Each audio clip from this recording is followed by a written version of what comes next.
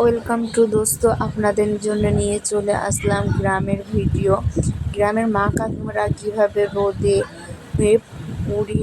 পুড়ে ধান শুকাচ্ছে, ধানে পা দিচ্ছে এবং বস্তা করছে, মাথার ঘাম পায়ে ফেলে ধান শুকাচ্ছে এবং ধান জড়ো করছে।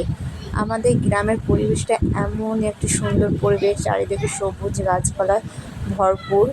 এবং কি আমরা গ্রামে কেউ যদি বিপদে পড়ে কিংবা কারো যদি কষ্ট হয়, সেটা আমরা দেখে সবাই মিলে সাহায্য করি, তার জন্য সহজ হয় সেই কাজটা। এখানে ছোটো বড়ো সবাই আমরা সাহায্য করছি।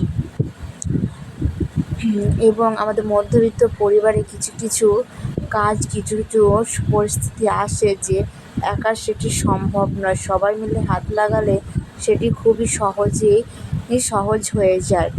এবং কি সে যত কঠিন কাজ হোক না কেন, সবাই মিলে কাজ করলে সেটি কিছু মনে হয় না, খুবই সহজে হয়ে যায়, কষ্ট বোঝা যায় না। এবং এখানে দেখুন এত ছাদে হাওয়া হচ্ছে, তার সত্ত্বে ধুলো উড়ে যাচ্ছে। ধান যখন জড়ো করা হয়ে যাচ্ছে, তখন আমরা সেটি বস্তায় ভরে নিচ্ছি। মেঘের আবহাওয়া খুব একটা ভালো ছিল না, তার জন্য তাড়াতাড়ি করছি। এবং আমাদের ধান ঝাড় দিয়ে জড়ো করা হয়ে গেলে সেটা আমরা বস্তায় ভরে নেব।